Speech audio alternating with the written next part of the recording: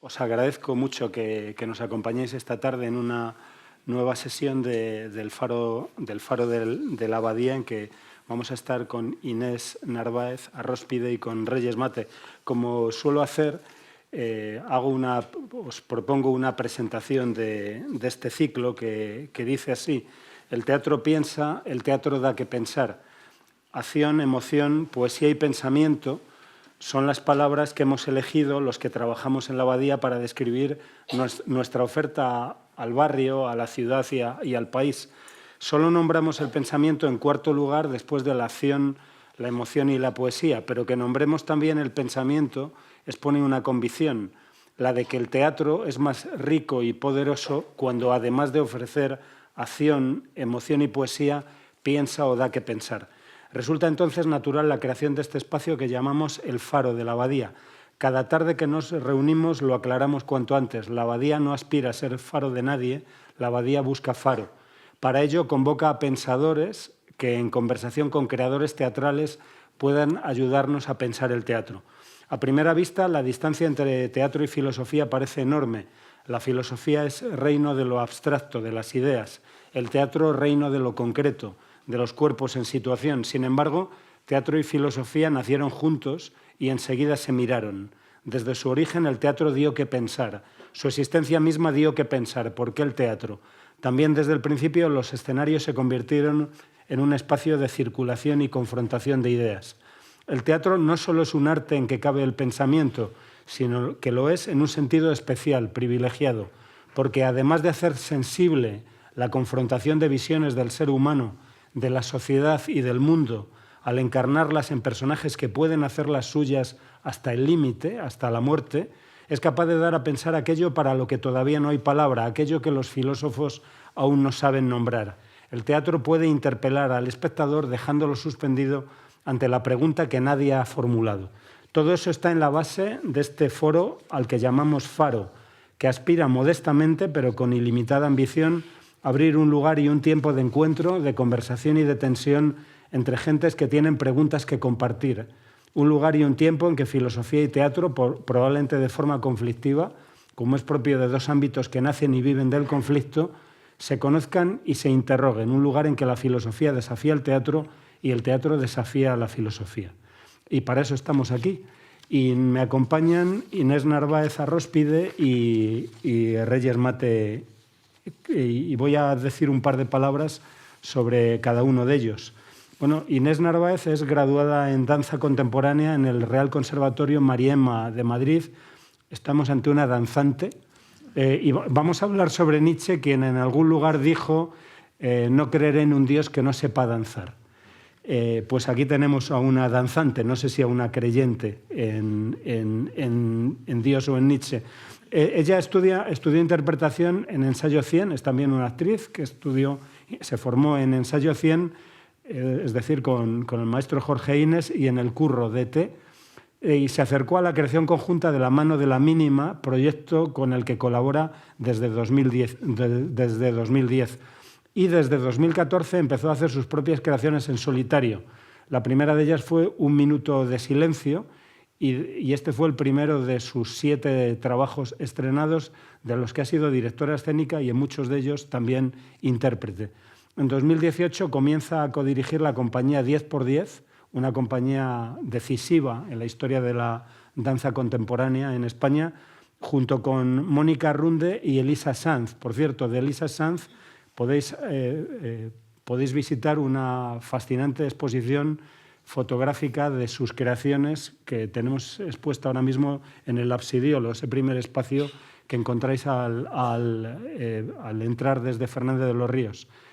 Una exposición que hemos titulado Elisa Sanz, poeta de la materia. Bueno, pues de este encuentro de estas 3 creadoras, Inés Narváez Arróspide, Mónica Runde y Elisa Sanz, de esta relación han surgido hasta el momento 5 producciones, algunas muy importantes, que caminan por los márgenes de las disciplinas y responden a las necesidades creativas de las 3 directoras.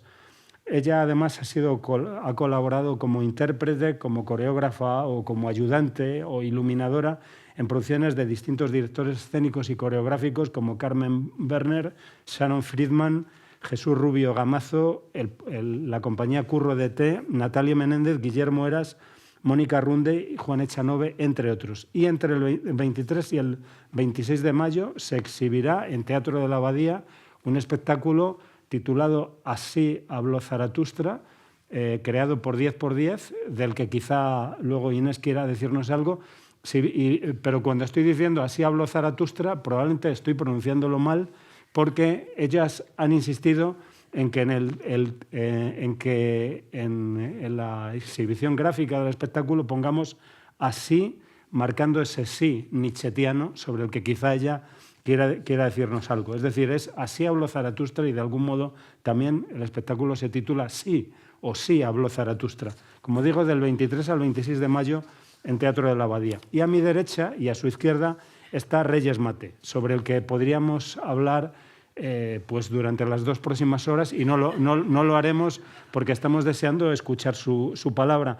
Bueno, quizá nadie ha sido tan importante para instalar en el centro de la conversación filosófica y en el centro de la conversación en nuestra sociedad el decisivo asunto de la memoria de los vencidos. Quizá nadie, mucho antes de que se empezase a hablar de memoria democrática o memoria histórica, Reyes Mate nos condujo a pensar sobre el pasado fallido y nos convenció de que nada como el pasado fallido da que pensar. Nada como esos pasados posibles que sin embargo fueron truncados, fueron abortados, dan que pensar sobre el pasado que se dio, sobre otros pasados posibles y sobre nuestro tiempo y los que vendrán. Ha sido director del Instituto de Filosofía del CSIC y entre sus publicaciones más importantes, todas recomendables, están La herencia del olvido, por el que le fue concedido el Premio Nacional de Ensayo, La herencia del olvido, pero otros textos importantes suyos son La razón de los vencidos, Medianoche en la historia, la herencia del olvido, como he dicho antes, y Tratado de la injusticia, un texto importante e interesante ya desde su propio título. El título no es Tratado de la justicia, sino Tratado de la injusticia, porque de algún modo Reyes está entre quienes piensan que nuestra noción de justicia aparece precisamente ante el escándalo de la injusticia, si es que no te entiendo mal. Y ahora está a punto de publicar un libro que deseamos leer titulado El nacionalismo a examen. Bueno, Reyes Mate, además de filósofo, ha sido y es maestro de filósofos y maestro de aprendices de filósofos, entre otros este que ahora os habla, pero si está aquí no es porque sea mi maestro, sino porque puede ser lo vuestro. Cuando quiera, Reyes. Muchas gracias, Juan. Yo no los veo, pero espero que me oigáis, ¿no?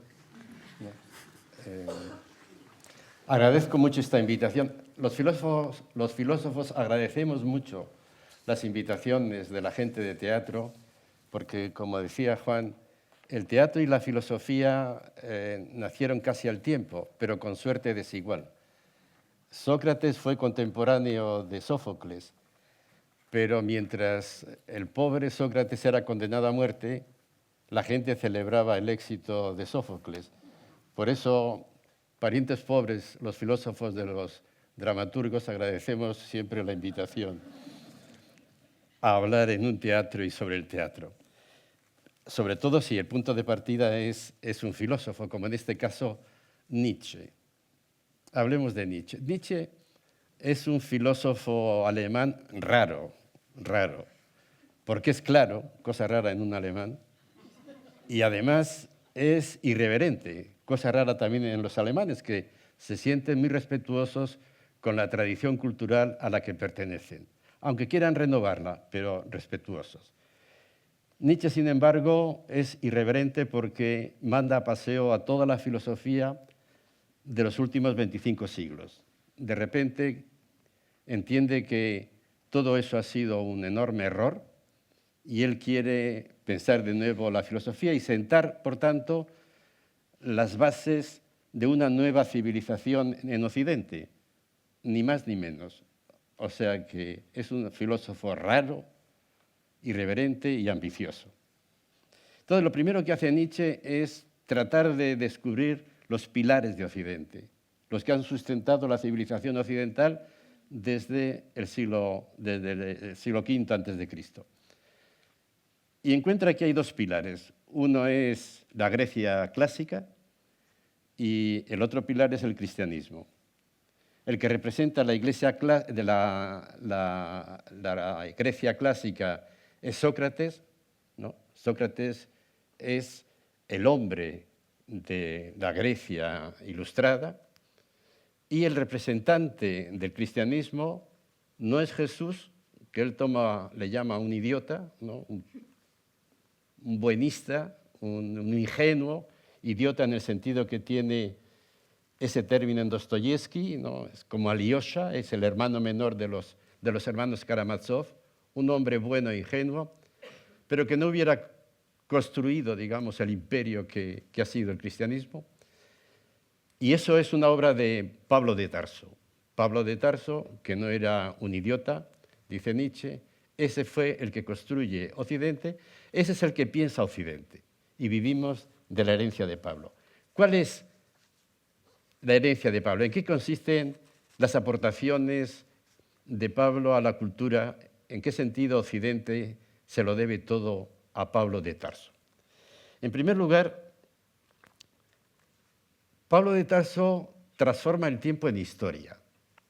Es decir, el tiempo deja de ser una sucesión más o menos mecánica de instantes y se convierte en un escenario, en un espacio en el que se produce un gran drama al que hay que buscar sentido. El punto de partida de la historia, según Pablo, es la caída bíblica. Es decir, ese gesto extraño de un ser humano, el ser humano creado por Dios a imagen y semejanza, es decir, en el lenguaje bíblico, Adán representa al hombre perfecto y resulta que el primer gesto del hombre más perfecto es una transgresión. Ese es el punto de partida porque la transgresión de este hombre libre es la causa, dice Pablo, del sufrimiento y de la muerte. Entonces, la historia consiste en asumir la responsabilidad del ser humano por el sufrimiento. El sufrimiento no está ahí como un hecho natural, es el resultado de un acto libre. El ser humano, por tanto, tiene que asumir esa responsabilidad y buscar una respuesta. Esa es la historia. Es decir, Pablo da sentido o plantea la necesidad de buscar sentido a la existencia individual y a la existencia colectiva. Y eso es la historia. De ahí van a derivar todas las teorías de la historia que hemos conocido. Esa es la primera aportación.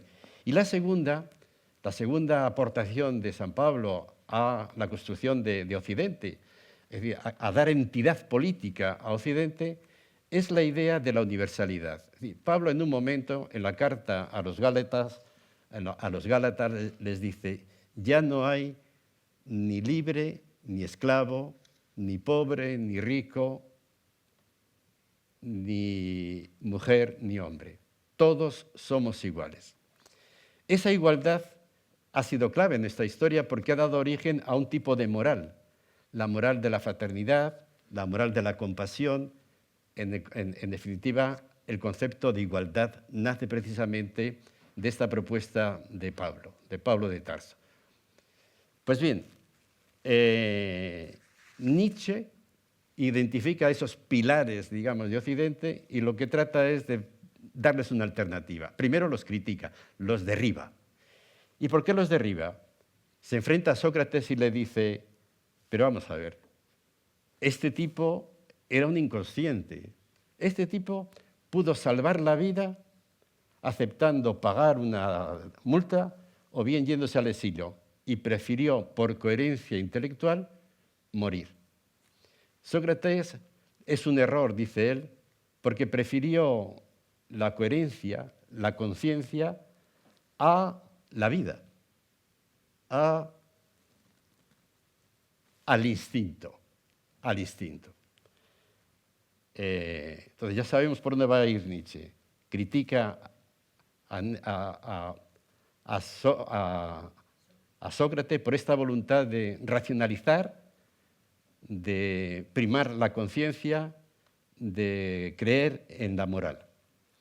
El segundo reproche se lo hace a Pablo. A Pablo le critica su proyecto de construir el tiempo en historia.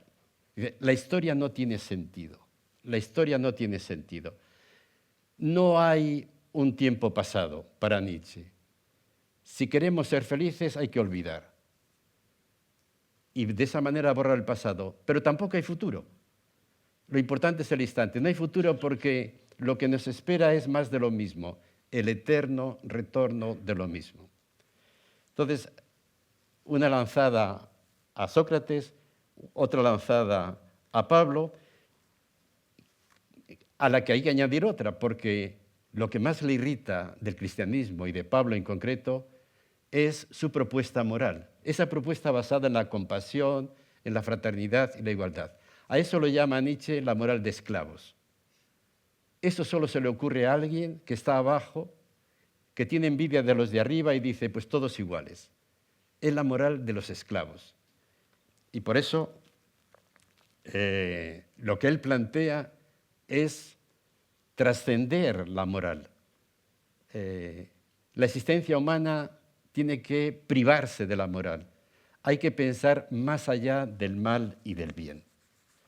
Entonces ya sabemos por dónde van los pilares de Nietzsche. El primero es primar el instinto sobre la racionalidad contra Sócrates. En segundo lugar, negar la moral y sustituir, dice él, la ética por la estética. No hay mal ni bien.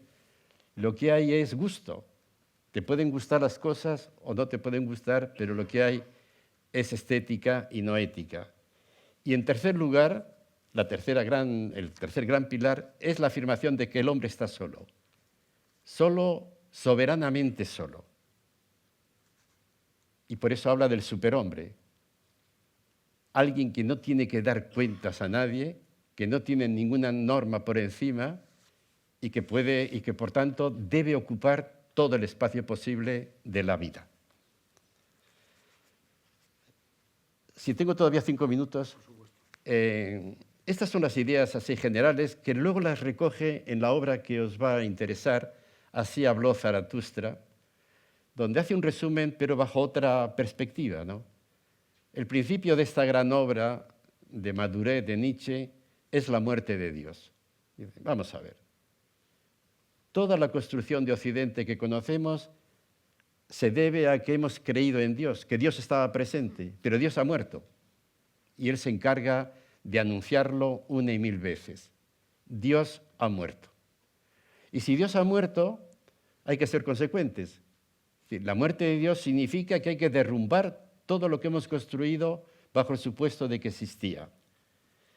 Si Dios ha muerto, hay consecuencias. La primera consecuencia es que hay que acabar con la moral, con los valores fundados en la presencia de Dios. Todos esos valores de la compasión, de la fraternidad, de la igualdad. Hay que cambiar la ética. Pero sobre todo, la gran consecuencia de la muerte de Dios es que muere el hombre. La muerte de Dios supone, dice Nietzsche, la muerte del hombre. Por eso habla constantemente en Así habló Zaratustra, hay que superar al hombre.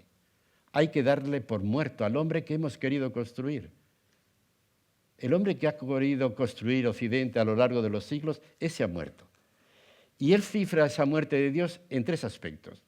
Dice, ha muerto la idea de la conciencia. El hombre ya no es un sujeto con conciencia, un sujeto libre con conciencia, sino un centro de operaciones. Y luego veremos las consecuencias que esto está teniendo hoy en la biología. Es un centro de operaciones, no es un centro de decisiones libres, es un centro de operaciones. Muerte del sujeto. Muerte también del lenguaje. Durante siglos hemos pensado que hablando nos entendíamos, de que la palabra estaba hecha para conocer, que tenía un poder la palabra de apropiarse de la realidad, de conocer. Y Nietzsche dice, para nada. La palabra, dice él, no es un símbolo de la realidad, sino una metáfora, es decir, una imagen, una aproximación torpe a la realidad que no expresa lo que la realidad es, sino la impresión que nos hace la realidad. Es una impresión. El lenguaje no sirve para conocer, solo sirve para expresar nuestros sentimientos, nuestras impresiones. Y en ese sentido se habla de la muerte del lenguaje y también la muerte de la historia como acabamos de ver, ¿no? Porque lo que importa es apoteosis del instante. Apoteosis del instante. Solo importa el instante. Y finalmente, la gran consecuencia de todo esto es que si Dios ha muerto y el hombre también, hay que celebrar la aparición del superhombre. El superhombre. El superhombre es el que sustituye al hombre que hemos querido ser, y lo que significa el superhombre no es un Superman. Superhombre significa alguien para el que todo es posible. Alguien para el que todo es posible, porque no tiene límites alguno. Esto quien lo entendió muy bien fueron los nazis. Para explicar el genocidio judío, una de las interpretaciones posibles es recurrir a la idea de que los nazis se decían todo es posible. Es decir, todo es posible significa que todo se justifica por el mero hecho de que se realiza. No porque produce un efecto así o asao, sino el hecho mismo de matar es lo que justifica precisamente la bondad de la muerte. La expresión del poder, la voluntad de poder. Lo que caracteriza al superhombre son estas expresiones de Nietzsche, voluntad de poder, todo es posible, es decir, el reconocimiento de que el ser humano tiene derecho a experimentarlo todo, a intentarlo todo, a no privarse de nada, porque no hay medida ni hay norma que se lo limite. Si uno va a una librería hoy, o el otro día pasaba por una en la vaguada de una librería, que no sé cómo se llama, y me acerqué al estante de la filosofía, pequeñito, había 4 libros, y los que había eran de Nietzsche. Nietzsche es un autor, raro autor, que está en las librerías de las grandes superficies, que se lee y seguramente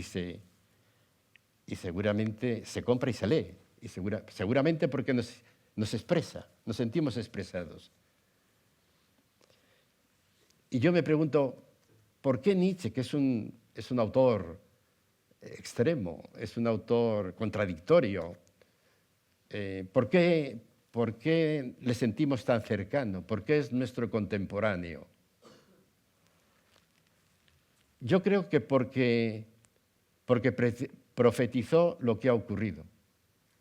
Él era un visionario y adelantó lo que realmente ha ocurrido. Él murió en el año 1900, es decir, inaugurando el siglo XX, y hablaba de la violencia de los tiempos que venían. El siglo XX es el más violento de la historia.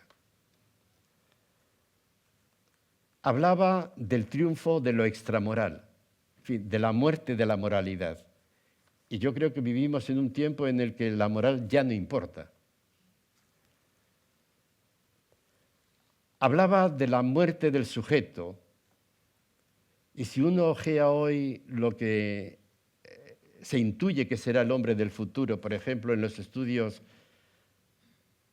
del transhumanismo biológico, esta preferencia por un ser robotizado a un ser consciente, estamos llegando realmente a donde Nietzsche preveía. Muerte del lenguaje. Hoy hablamos de la posverdad. No hay más que encender la televisión para ver cómo el lenguaje no sirve para contar las cosas, no sirve para acercarnos a la realidad. Es el momento de la posverdad. Es decir, que Nietzsche nos es tan cercano porque realmente nos estamos todos acercando al superhombre que él preveía. ¿Qué aprender de Nietzsche?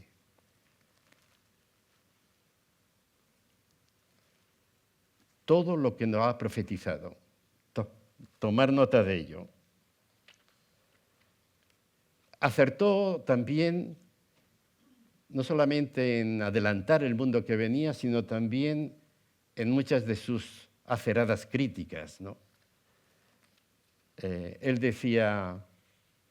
era muy crítico del cristianismo y decía, no veo a un cristiano con cara de redimido. No se lo creen. Criticó la moral cristiana y la moral poscristiana y la moral moderna porque es verdad que esclaviza más que libera. Criticó las religiones porque no redimen, sino que encadenan. Nietzsche tuvo grandes intuiciones políticas también. Criticó severamente al nacionalismo. Decía que el nacionalista tiene moral de rebaño. Y él dice, prefiero el pastor al rebaño. Moral de rebaño. Y él se planteó la necesidad de una Europa unida, la gran política, un espacio donde el superhombre pudiera desarrollarse. Pero sobre todo, y con esto acabo, lo que debemos a Nietzsche es haber planteado, yo creo, el haber planteado la pregunta, la gran pregunta de la humanidad. Su obra Ecce Homo acaba diciendo, la humanidad tiene que elegir entre Dionisios o el crucificado. Dionisio es ese dios griego, representa la vida y la muerte y habla con toda naturalidad del sufrimiento. El sufrimiento forma parte del paisaje, forma parte de la vida. Por tanto, no hay por qué sorprenderse.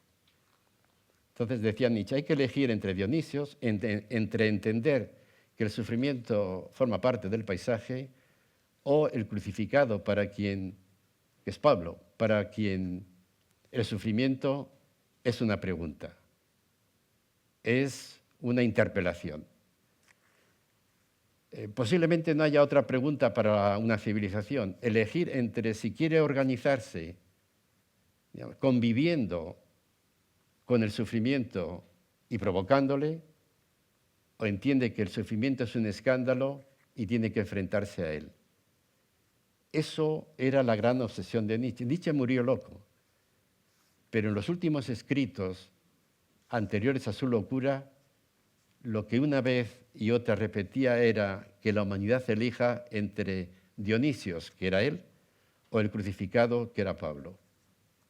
Ese era Nietzsche. Muchas gracias, Reyes. Gracias. Bueno.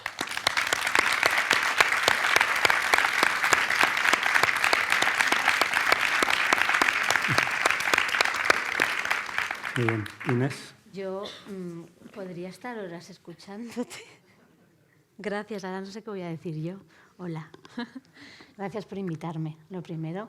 Y es muy bonito ponerle palabras a muchas cosas que voy escuchando y voy leyendo. A nosotras, y voy a hablar en plural porque somos 3 creadoras y además compartimos creación con 2 personas más que están por ahí, que son los hermanos Bazo, Yeray y Quique, que son dramaturgos, que son los que han bajado todos nuestros pensamientos nietzscheanos extraños y los han puesto en palabras y han hecho un texto dramático con el que poder abordar esa creación. Yo hablaba antes con Reyes que a mí me daba muchísimo pudor algo tan grande. O sea, cuando llegaron, porque fue una propuesta de ellos, con Nietzsche, con Así habló Zaratustra, yo me hice pequeñita y dije, Dios mío, si soy una iletrada y no tengo ni idea, pero a la vez me sentí libre de alguna manera, como hablábamos, porque me parece un filósofo nada canónico, o sea, que tiene muchas posibilidades yo creo que cada uno que lo lee decide una cosa, lo que nos expone él claramente es, pero de repente otras personas vemos otras cosas dentro de toda esa amalgama de pensamientos. Para mí son preguntas constantes constantes, creo que Así habló Zaratustra en concreto, pero toda su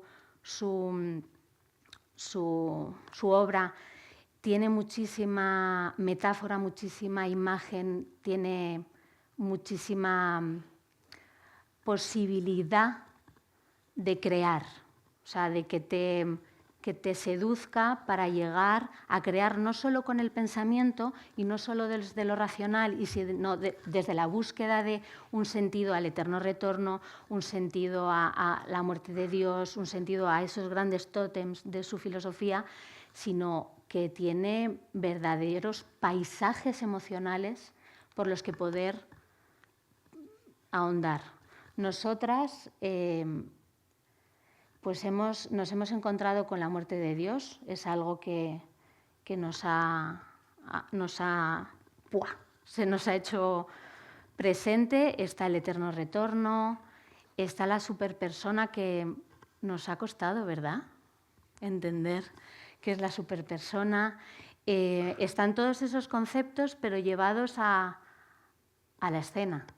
Nosotras trabajamos con el cuerpo, nos parece que un autor como Nietzsche es cuerpo, él es vitalista. Entonces nos parecía la persona con la que poder meternos en este lugar. El eterno retorno nos lleva a ese sí del que hablábamos. ¿Te acuerdas que estábamos muy empeñadas nosotras dentro de toda esta búsqueda? Hemos encontrado un gran sí de Nietzsche a lo que venga, ¿no? Lo que hablábamos antes de ¿hay sufrimiento? Sí. ¿Hay cosas buenas? Sí. Solo hay presente. Nos interesaba muchísimo todo este trabajo que él habla de la no línea, el tiempo no es lineal, el tiempo es circular, solo existe el presente, no hay futuro, no hay pasado. Eso escénicamente a nosotras nos interesa mucho, nos seduce porque hay una manera de contar esa transformación desde un mismo lugar. No sé, es como normalmente cuando vas al teatro tienes un desarrollo, o sea, te presentan las cositas, como digo yo, te hacen el desarrollo y llegas a un final.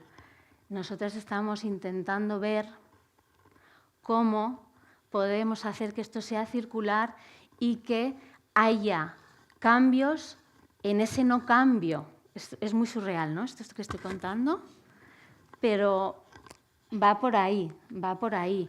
Y a nivel emocional nos están pasando muchas cosas. Es un señor que no nos cae especialmente bien.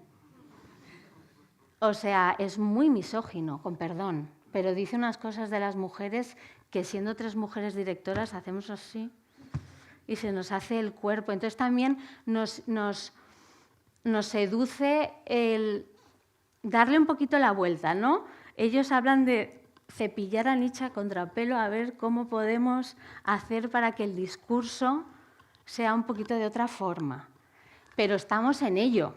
O sea, quiero decir, es súper complejo. Pero tenemos muy claro que son preguntas que matar a Dios implica poner al ser humano en ese valor, al ser humano a ese hombre o a esa mujer, perdón, a esa persona, ponerla en el foco, en el epicentro y quitar todo lo demás.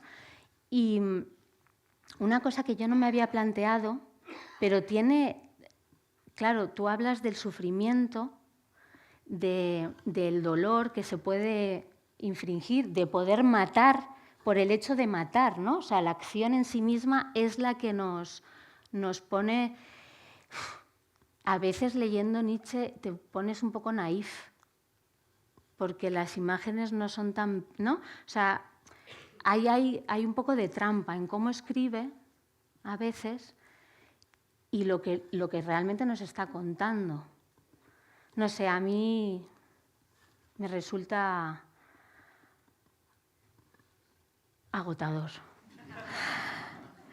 O sea, agotador las horas eternas de bueno, pero si le mordemos la cabeza a la serpiente, esto significa que ya vamos a por ello y entonces los niños, ¿qué son los niños? O sea, es un constante, como está tan abierto, es un constante ver escénicamente qué es para nosotros eso. Y está siendo muy, muy, muy, muy interesante.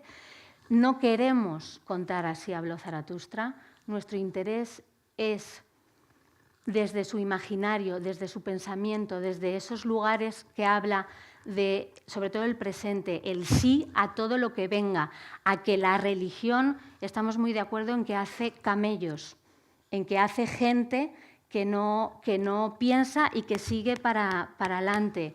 Creemos mucho en esos leones nihilistas que se pelean y dan gritos, intentan pelearse con todo, y esto estará con nosotras como de ¡ah!, de no podemos con todo esto.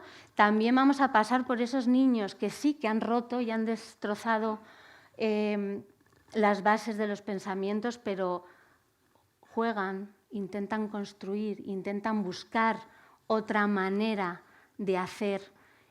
¿Y llegaremos a esa superpersona? No lo sé, no lo tengo tan claro. Estoy hablando un poco de lo que estamos intentando desarrollar. Lo expresa muy mal, pero es que yo hablo poco y bailo más.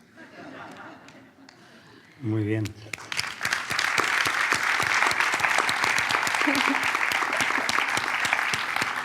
Muy bien. Sí. Cuanto antes os vamos a dar la palabra, también se la voy a dar a ellos por si quieren interrogarse, si quieren preguntarse algo. Yo me atrevo a ofrecer un par de preguntas que podéis atender o esquivar. Bueno, como habéis percibido, el espectáculo Así habló Zaratustra fue adquirido por la abadía, acogido por la abadía sobre plano, ¿no? Bueno, ni siquiera sobre plano, ¿no? Es decir, nuestra apuesta, y así somos también en la abadía. Por eso, ¿no? Somos. Es decir, que nuestra apuesta nace de la confianza en Nietzsche y en Inés Narváez, en Mónica Runde, en Elisa Sanz y en los hermanos Bazo, a los que invito a intervenir si quieren hacerlo. Y tengo una pregunta para ti y para ellos, si es cómo se va a producir esa conversación entre palabra y danza, entre el cuerpo y la palabra pronunciada, si es que esta se da. Me ha asustado un poco eso de que vais a estar en el eterno retorno y me pregunto, para siempre. Pero me pregunto si los espectadores podrán salir de la sala. Tendrán posibilidad de irse. Habrá salida, de acuerdo. Y luego hay una pregunta para Reyes, una pregunta ingenua, ¿no? Bueno, en Pablo hay un proyecto político, ¿no? Hay de algún modo en esa carta, como en otras, y podríamos recordar los comentarios de Taubes a Pablo, de algún modo hay en esa propuesta, en esa idea de universalidad, hay también una propuesta de constitución de una nueva comunidad política, ¿no?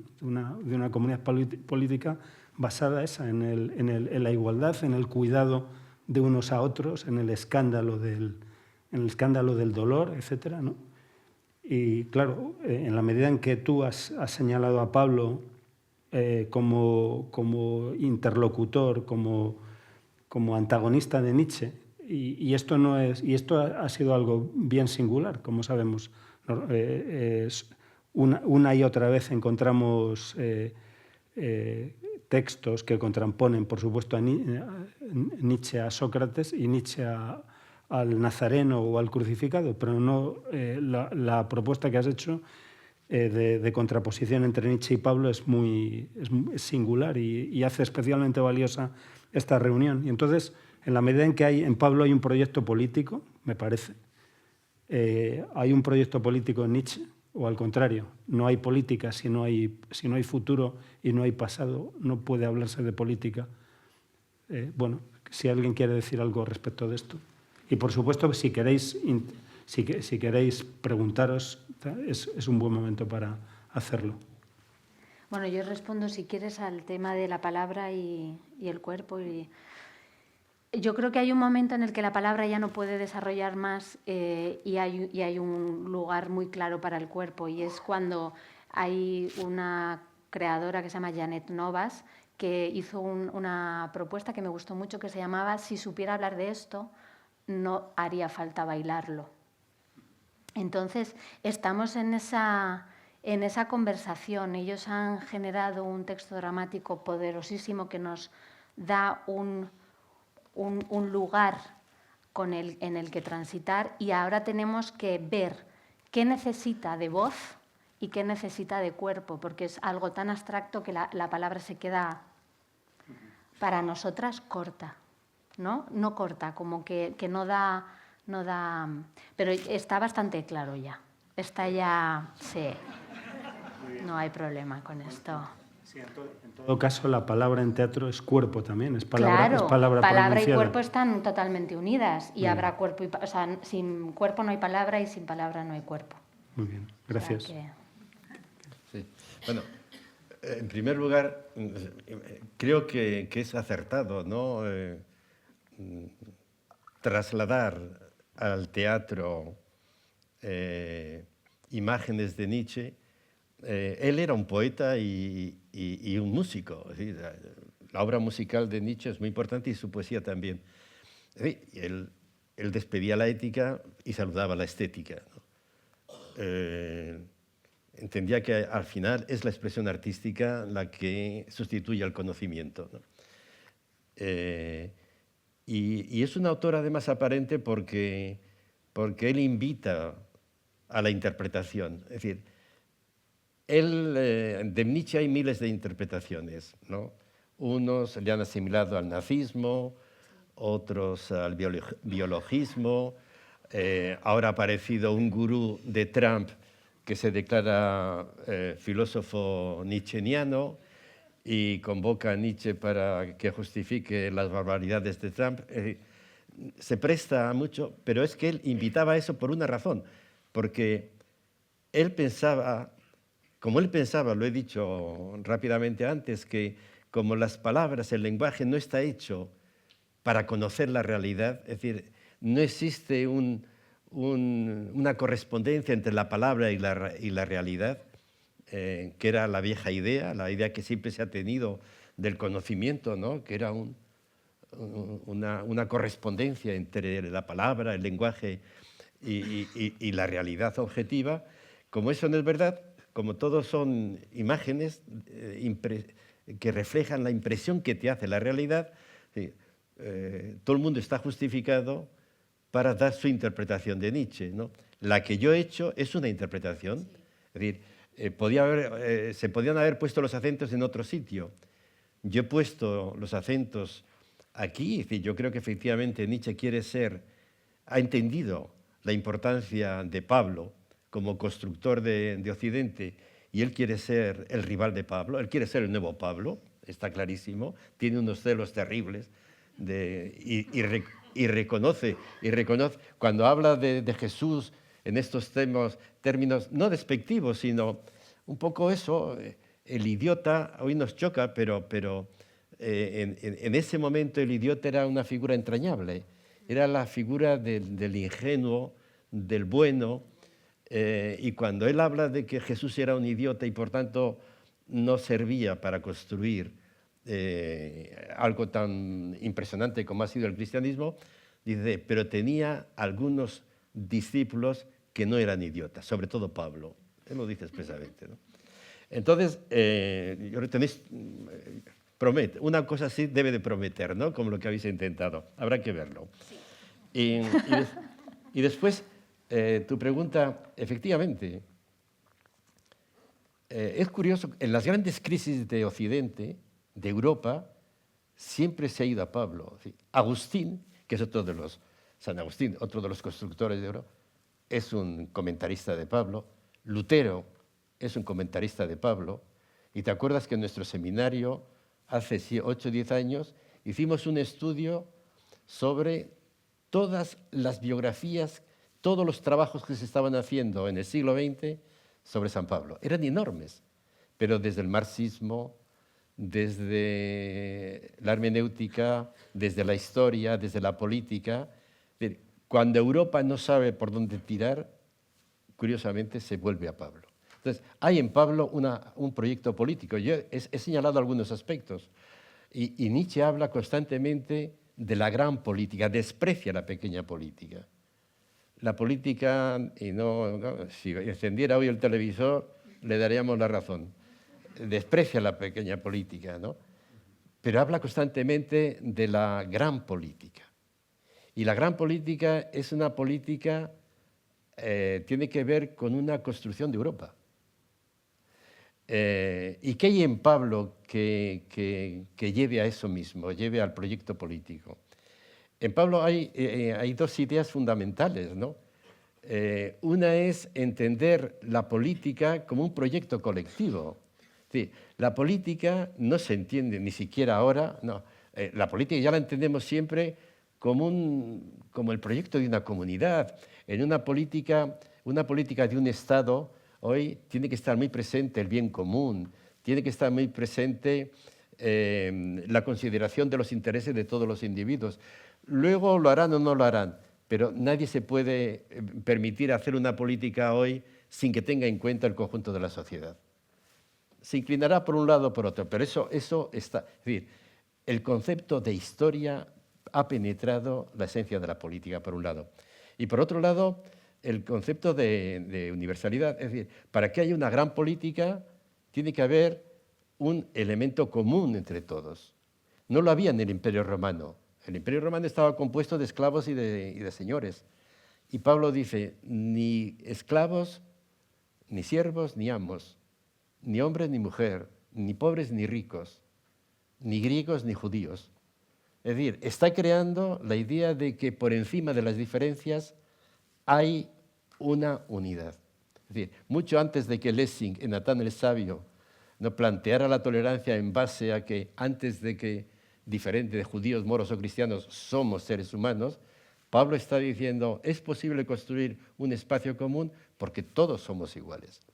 Es decir, esas ideas que hoy nos parecen banales, se producen en un tiempo. Hay alguien que las dice, alguien que las pronuncia y luego se van a repetir y se van a traducir y se van a explicitar o implementar de mil maneras. Pero Pablo es el que pone por eso es el fundador de Occidente. Gracias. Bueno, creo que es un buen momento para que toméis la palabra si queréis hacerlo. E insisto en que si quieren tomarla los Bazo, que por aquí andan, en cuarta fila, pues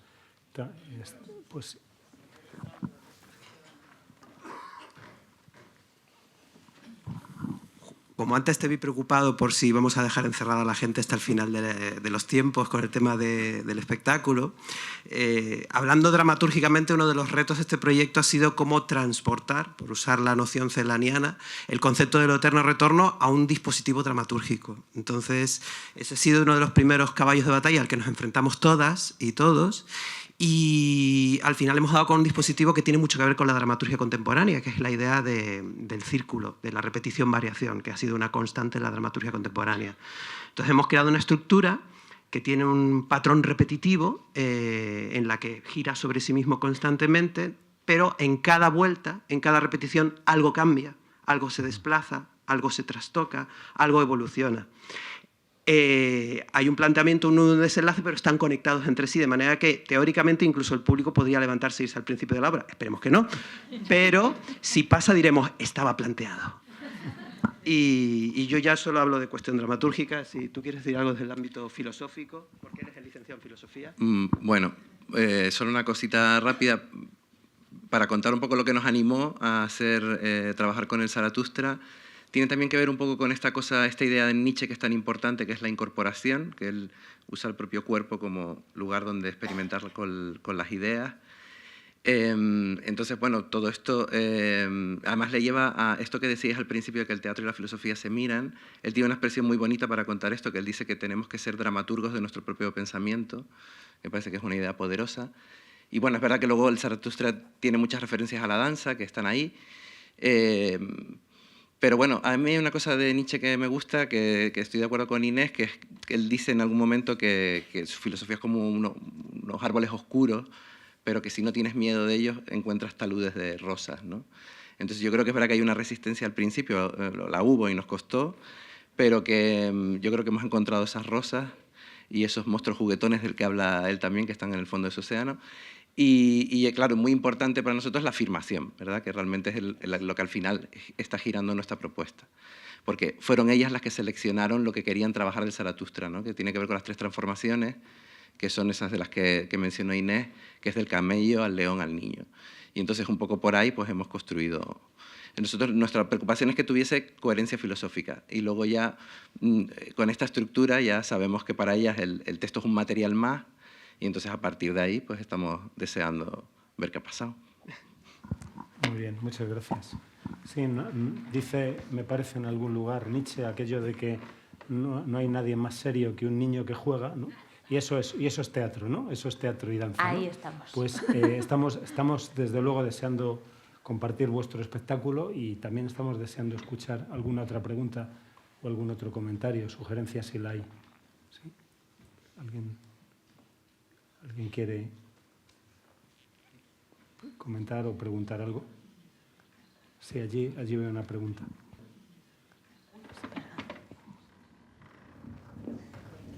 Sí, yo quería preguntar si puede ahondar en la idea de si puede haber política en Nietzsche y si la hay, pues según su lectura, su interpretación, ¿cuál es ese proyecto político de Nietzsche alternativo al proyecto político occidental?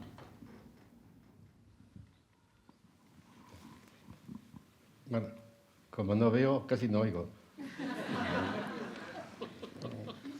Sí, ¿Me estoy hablando un poco más alto, así mejor? Sí, no, te ¿Tú sabes, he escuchado, sí. ¿tú sabes Reyes? Sí. No, Trato de responder. No, puedo decirte algo, Reyes, ¿no? Que, Sí. que había un gran maestro del teatro Narros, ¿no? Miguel Narros, el gran director, que decía a su iluminador, a Gómez Cornejo, ponle más luz a ese que no lo oigo, ¿no? ¿Sabes? O sea, que hay una alianza entre el uno y el otro. Yo creo que en Nietzsche no hay mucho que buscar como alternativa política, ¿no? La política son apuntes muy secundarios en él, que van en esta dirección crítica al nacionalismo porque supone una mentalidad gregaria y precisamente la afirmación de él con la muerte de Dios es la autonomía absoluta, ¿no? La figura del superhombre. Y por tanto, nada contradice al superhombre tanto como el nacionalismo. Entonces, como alternativa, él propone ese espacio en el que el superhombre pueda desarrollar todos esos papeles que en teoría puede desarrollar un ser humano, y por eso él hablaba de Europa. Pero, digamos, la fuerza de Nietzsche no está en las alternativas políticas, la fuerza de Nietzsche está en sus alternativas culturales, ¿no? En su crítica a la moral, en su crítica a la historia, en su crítica al sujeto humano, al ser humano, en fin, por ahí va, ¿no? Es una crítica, él es sobre todo él dice un antimoralista, un moralista, ¿no? Gracias. Sí.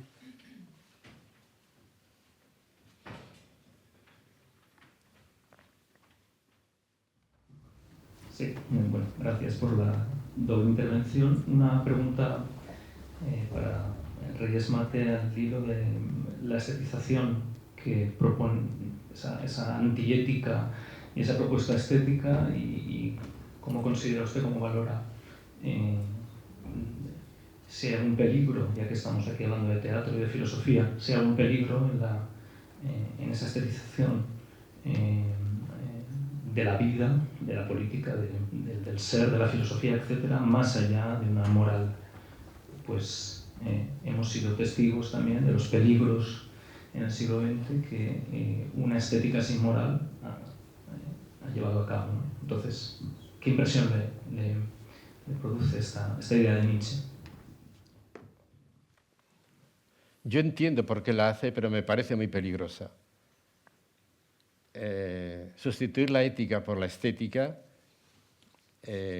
supone frivolizar el sufrimiento. Supone entender que el sufrimiento y la muerte pues, son espectáculos, son, digamos, espectáculos, no, circunstancias que hay que tomar con toda naturalidad. Cuando digo que frivoliza el sufrimiento, no solamente porque dice que hay que aceptarle como viene, que forma parte de la vida, sino que tampoco tiene inconveniente en provocarle. Entonces, convertir la moral, es decir, la distinción entre el bien y mal, en un asunto estético, es decir, en un asunto de gustos, me parece renunciar a una de las conquistas más importantes de Occidente, que es precisamente la moral, la conciencia moral que está en Sócrates y que está en Pablo también. Entonces, entiendo, sin embargo, por qué lo dice, ¿no? Y lo dice porque es verdad que cuando un poco en passant decía eso de que dice, no he visto un cristiano con cara de redimido, lo que estaba diciendo es que si Dios ha muerto ha sido porque le hemos matado. Es decir, nosotros mismos, sobre todo los que le han creído, los creyentes, se han encargado de matarle, de hacerle irrelevante, de construir un mundo precisamente en contradicción con lo que anunciaba. Entonces, se entiende por qué él eleva la crítica a la religión al tópico ese de muerte de Dios. Es decir, está indignado, digamos, Nietzsche con el uso que se ha hecho de la moral, con el uso que se ha hecho de la religión y con el uso que se ha hecho de Dios. Pero el problema de Nietzsche es que él no se enfrenta solo con los abusos, no. Él quiere discutir con Pablo. Y Pablo no plantea las cosas no desde los abusos, sino desde, digamos, la racionalidad, ¿no? Y es ahí donde yo creo que Nietzsche ya es discutible. Es decir, construir un tiempo con sus materiales es peligroso. La grandeza de Nietzsche, sin embargo, es que nos pones delante del espejo. Nosotros en este momento somos nietzschenianos. Es decir, nuestra sociedad es nietzscheniana. Entonces, el interés de leer a Nietzsche es que a lo mejor en la vida diaria asumimos traducir la ética por la estética y nos comportamos como traductores de la ética en estética. Solo que cuando lo leemos en Nietzsche nos decimos, cuidado, que esto es muy serio, ¿no? Y por eso me parece tan interesante Nietzsche. Es el espejo en el que nos podemos mirar. Nuestra sociedad se corresponde con lo que él anunció. De ahí la importancia que tiene y de ahí yo creo el que sea tan cercano y tan leído, ¿no? Muy bien, muchas gracias. ¿Sí? ¿Quién es? Sí, Juan Carlos Velasco. Sí, allí hay una palabra, ¿no?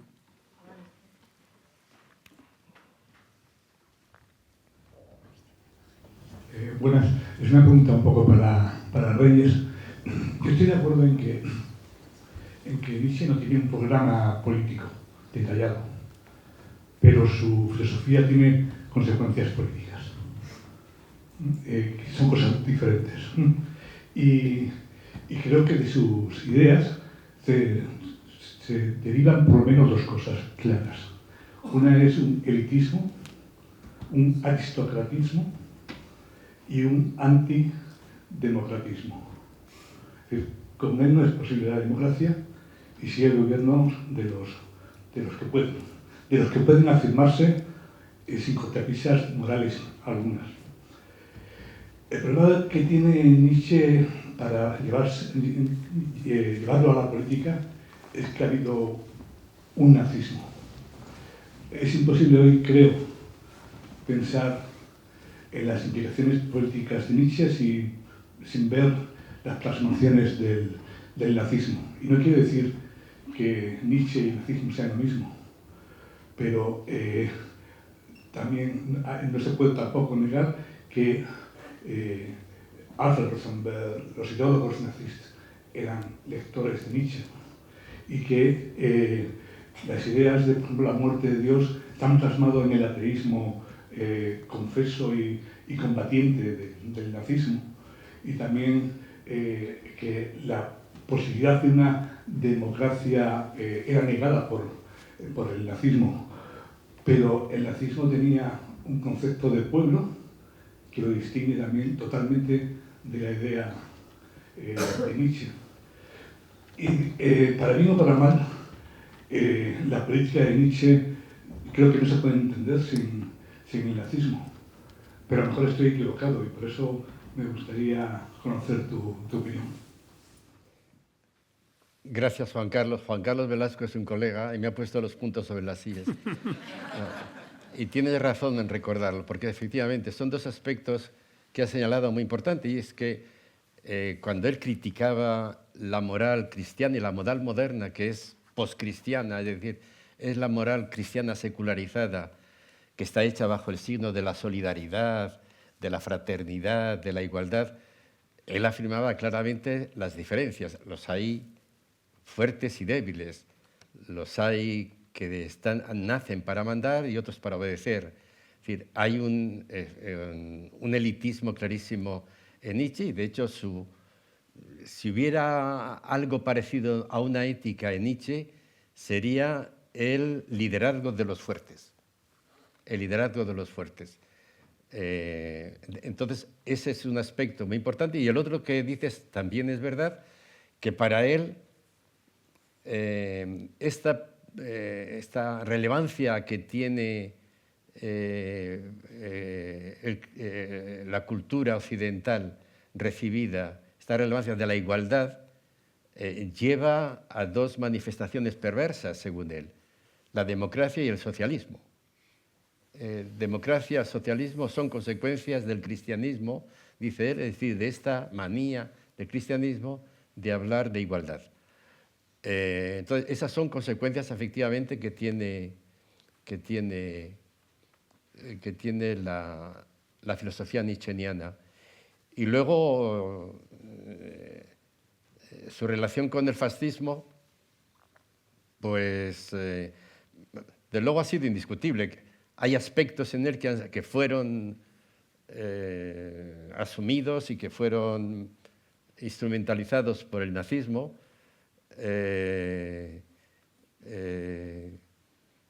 Aunque hay otros aspectos, sin embargo, en los que su filosofía sería totalmente contraria al fascismo, ¿no? Nada más opuesto al superhombre, a la moral del superhombre, a la moral, entre comillas, del superhombre, que el gregarismo nazi, ¿no?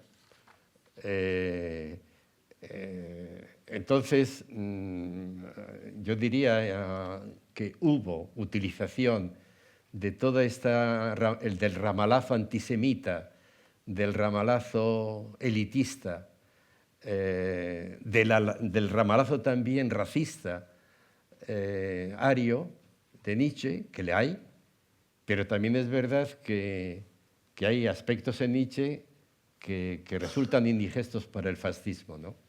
Las dos cosas. ¿Sí? Sí, hola, buenas tardes. Mi reflexión era sobre todo para los dramaturgos, porque se me ha ocurrido justamente ahora, al unir aquí filosofía y arte escénico o poesía. Y es la reflexión es que antes de precisamente la primera obra de Nietzsche es la de la tragedia, ¿no? En la que habla de lo apolíneo y lo dionisíaco, y cómo precisamente pues Sócrates y Platón se han cargado han eliminado el lado apolíneo y han eliminado el lado dionisíaco y se han quedado solo con el lado apolíneo. Entonces ahí, pues mi reflexión es un contraste interesante también con lo que ha comentado Reyes Mate de San Pablo, del cristianismo, como al cristianismo tampoco parece que le gustará mucho el teatro, ¿no? Porque las representaciones cristianas son, si acaso, pues son arte sacro, ¿no? Es solo representaciones de estampas bíblicas o de sucesos del Antiguo Testamento o el Nuevo Testamento. Entonces ahí, y luego en Platón, precisamente, pues está ese famoso, tan conocido, ¿no? de expulsar a los poetas de la República. Entonces, pues lo que se me ha ocurrido, la reflexión que os planteo, para si queréis comentarlo, es eso, la lucha en realidad no es solo entre Nietzsche y Platón y el cristianismo, sino entre la filosofía y la poesía, en esas dos vertientes. No sé si... Efectivamente, el primer libro importante de Nietzsche es Los orígenes de la tragedia, y ahí ya enseña las cartas, ¿no? Defiende que la tragedia es un juego de dos fuerzas, de dos dimensiones, lo dionisíaco y lo apolíneo. En la tragedia, lo apolíneo, que es, digamos, lo moderado, lo racional, queda absorbido por lo dionisíaco, por esta celebración de la vida y de la muerte, de las contradicciones, del bien y del mal, del placer, del gusto y del disgusto. Todo eso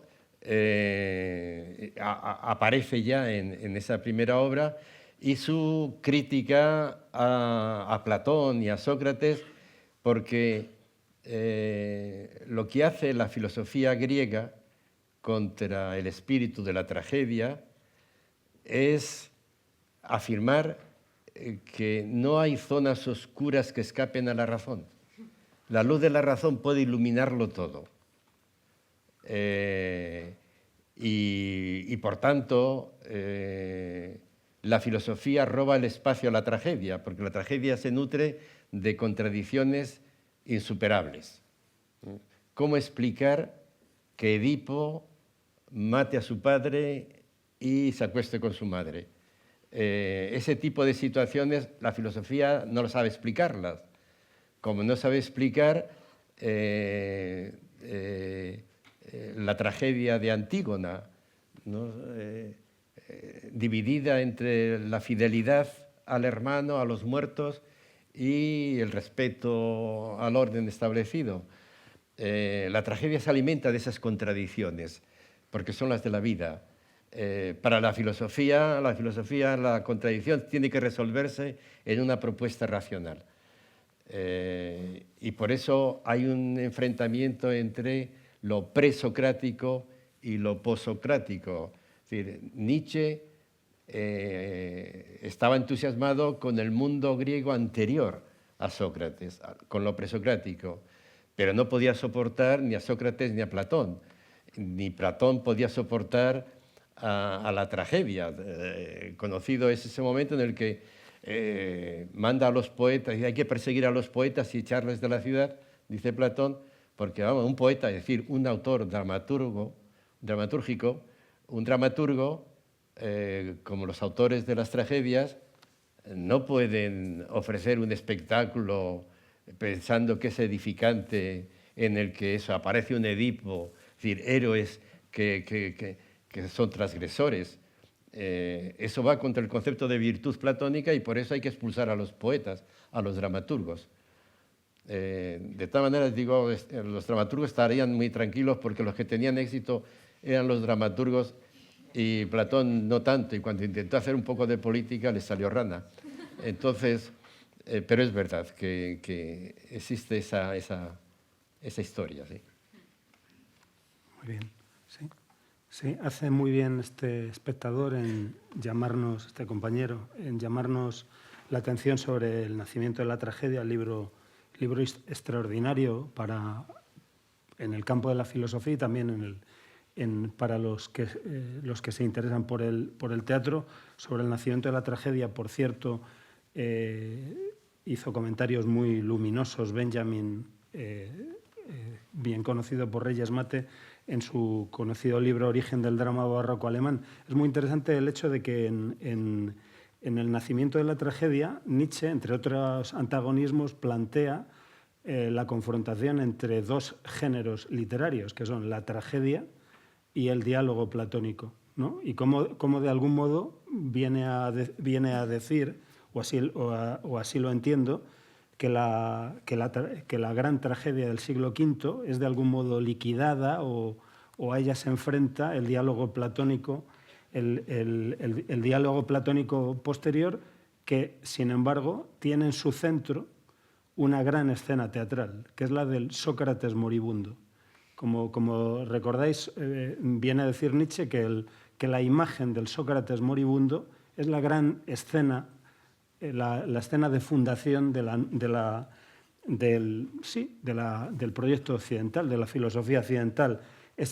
Y Nietzsche observa con horror a ese Sócrates condenado a muerte, al que llama un alucinado del transmundo, y que observa con serenidad olímpica su muerte inminente, ¿no? Siempre me ha llamado la atención y he pensado que podría ganarse para el teatro esa situación que a Nietzsche le parece espantosa, de cuando viene la mujer de Sócrates, Santi, oye, pero qué horror, te han condenado a morir. Y Sócrates dice, anda, vete de aquí, no me amargues, que voy a hablar sobre la muerte con mis amigos, ¿no? No, vete de aquí, histérica, déjame que yo hable, que yo piense con ellos sobre la eternidad y sobre que esto no es un asunto personal, ¿no? La muerte no es un asunto personal.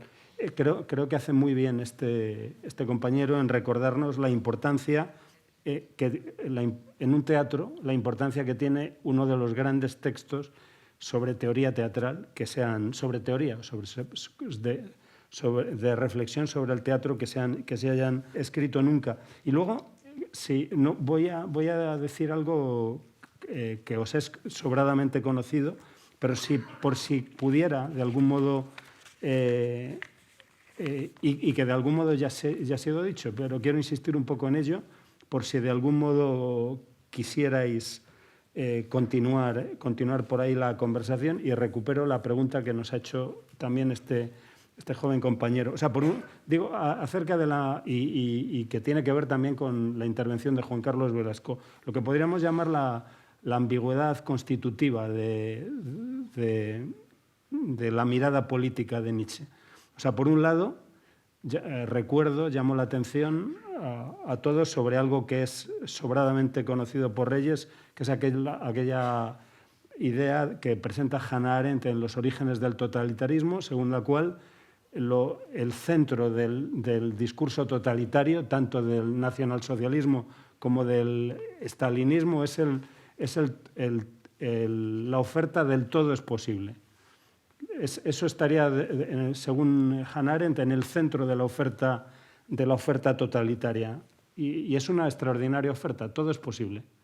No hay límite. Sin embargo, una política de fundarse sobre límites, ¿no?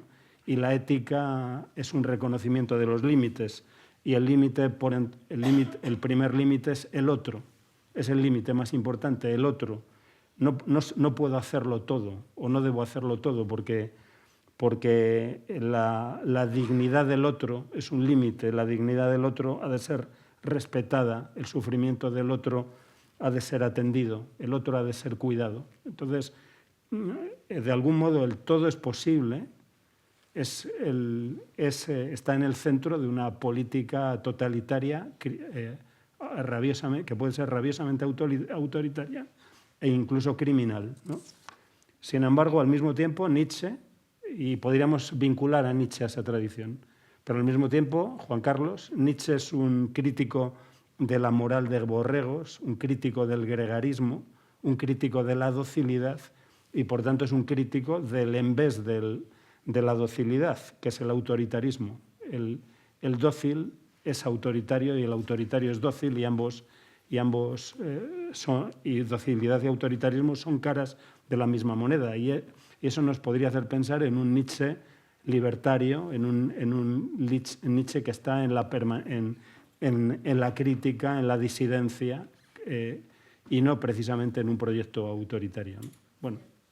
Es que antes lo hablábamos, Reyes y yo, que hay una cosa muy impresionante, es que en Nietzsche cabe todas. O sea, lo que hablábamos antes, dependiendo de cómo lo leas o desde dónde lo caben todo. O sea, puedes ver el blanco y el negro. O sea, dependiendo del prisma y de cómo sea o cómo lo enfoque el que lo lee, pues lo ha dicho él.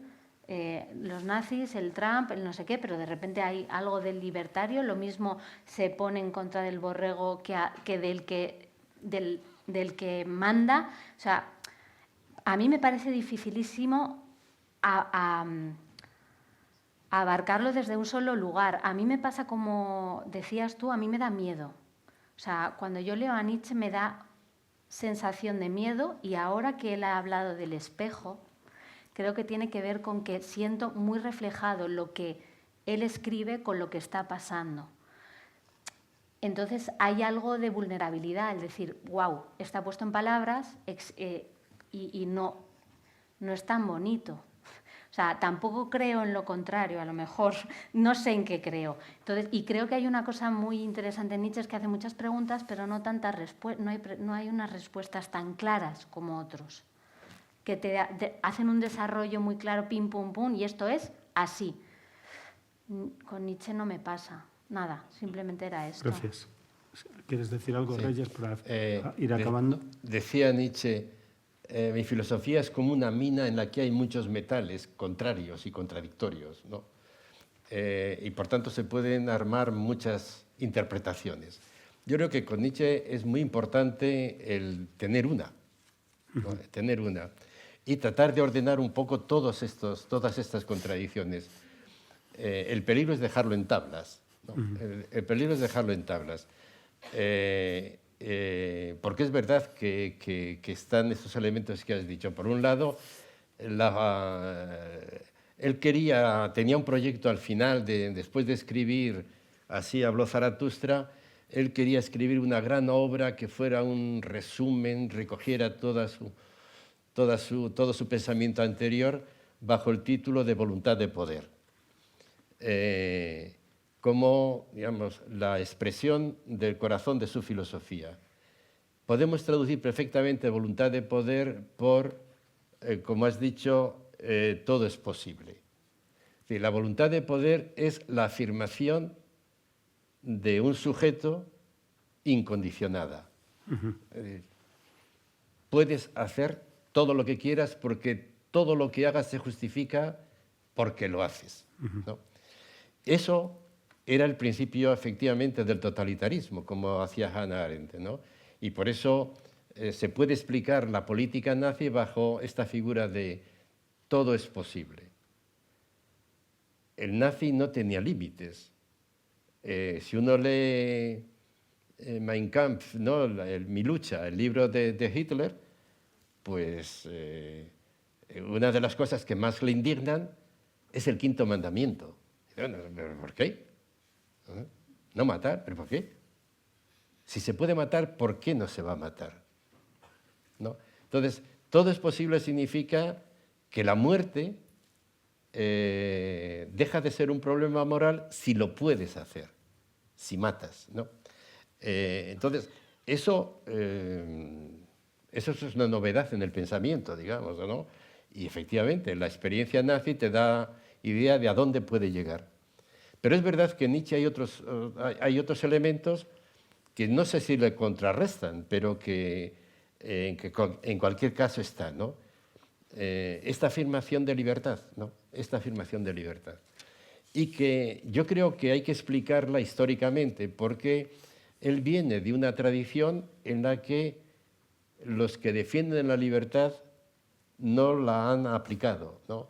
Y porque la moral de la igualdad se ha traducido en una moral de los esclavos. No porque en el sentido de que el de abajo abaje al de arriba y le ponga a su nivel, sino en el sentido de que los que hablan de fraternidad han utilizado ese discurso para someter y para esclavizar, y esa es parte de la historia de Occidente, ¿no? Y lo que ha hecho la moral lo ha hecho también la religión, y por tanto él se plantea cambiar de valores. Entonces, sin embargo, yo creo que sería un peligro dejarlo en tablas. A mí me llama mucho la atención, él no pudo escribir ese libro que pretendía, porque acabó loco, no me extraña, ¿no? Pero en esos últimos escritos, en un estado de semilocura, hay un tema que vuelve constantemente, ¿no?, como un ritornello eterno, y es o Dionisios o el crucificado. Es decir, el que me lea, que al final se haga esta pregunta. Esta es la pregunta que yo quiero que el lector se haga. Yo quiero dejar esta pregunta para el futuro de la humanidad. O Dionisios, y yo opto por Dionisios. Y el que opte por el crucificado, allá él. Pero yo creo que el ponernos ante esa disyuntiva me parece el mejor servicio que ha prestado Nietzsche al pensamiento y a la humanidad. Muy bien. Vamos a ir acabando. Inés nos ha dicho que Nietzsche le da miedo. Entre el 23 y el 26 de mayo tenéis en el Teatro de la Abadía un espectáculo que se llama Así habló Zaratustra, temible, un espectáculo con que nos asustarán, ¿no? Y en todo caso, creo que esta tarde hemos tenido en Teatro de la Abadía una tarde memorable gracias a Inés y gracias a Reyes y gracias a vuestra buena escucha, y recordad siempre que la Abadía os está esperando. Gracias.